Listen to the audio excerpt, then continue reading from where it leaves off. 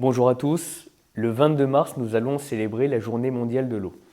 Cette ressource qui paraissait être une évidence pour certaines régions du monde il y a encore quelques années, ne l'est plus. Sans eau, il n'y a pas de vie et ça c'est une évidence également. Nous nous devons tous de la protéger, de préserver la ressource, chacun à notre niveau. En tant que vice-président du CEDIF, le syndicat des eaux d'Île-de-France, je peux vous dire que nous y veillons chaque jour.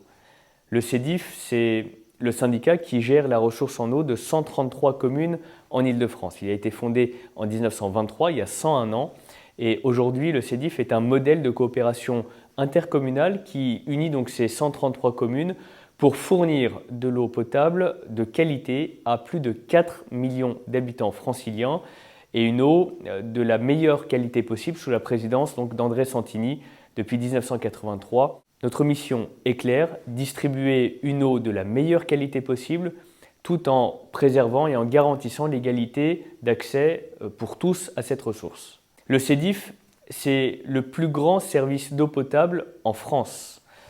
On produit près de 760 000 mètres cubes d'eau par an et on la distribue aux franciliens grâce à plus de 8 000 km de canalisation.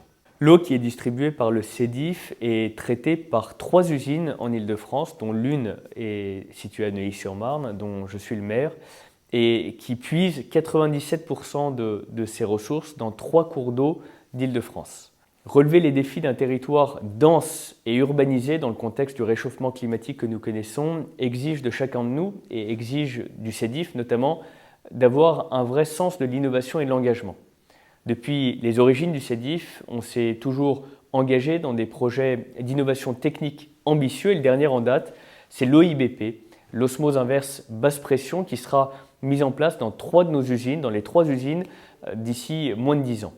Ce projet permettra de mieux traiter les nouveaux polluants auxquels on doit faire face et d'anticiper également sur les normes environnementales européennes et celles qui sont prévues par le Code de la santé publique. Dans le contexte de sobriété que nous connaissons, il nous faut répondre toujours plus efficacement au défi aussi de la réduction du prélèvement de la ressource. Et le CEDIF s'est toujours là aussi illustré par l'efficacité de ces installations, notamment avec un rendement qui est supérieur de plus de 10% à celui de la moyenne nationale. En parallèle, on a à cœur d'anticiper sur les crises à venir et c'est la raison pour laquelle, en concertation avec les autres grands acteurs de l'eau franciliens, on projette la création d'un grand ring de l'eau qui nous permettrait de relier les principales infrastructures de production d'eau potable à l'échelle de l'ensemble de la région pour sécuriser l'approvisionnement et la distribution de 9 millions d'habitants, soit près de 15% de la population nationale.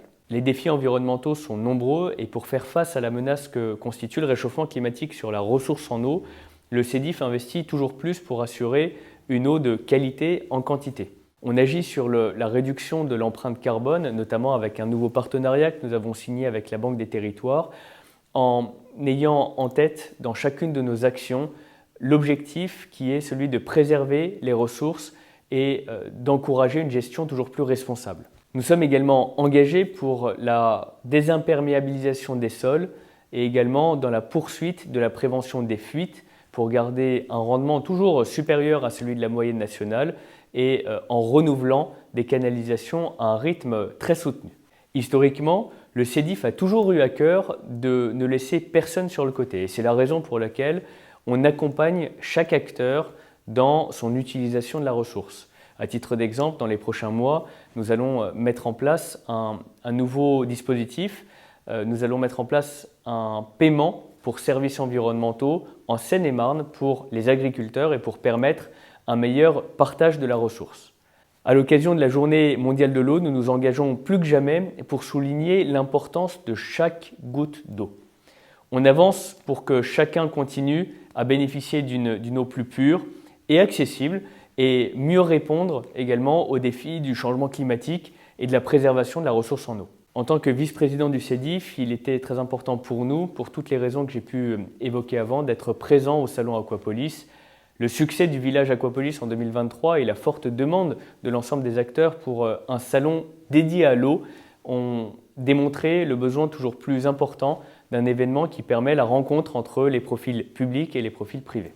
Bureaux d'études, entreprises, agences de l'eau, collectivités territoriales, promoteurs, syndicats, acteurs du BTP ou industriels, nous sommes très nombreux à agir sur le secteur de l'eau et l'Aquapolis Expo en 2024 sera une excellente opportunité pour qu'on puisse tous se retrouver autour de ce sujet qui est majeur pour notre avenir et pour celui de la planète. Je vous donne donc rendez-vous les 17 et 18 septembre prochains pour cette première édition de l'Aquapolis Expo dont j'aurai le plaisir d'assurer la présidence d'honneur.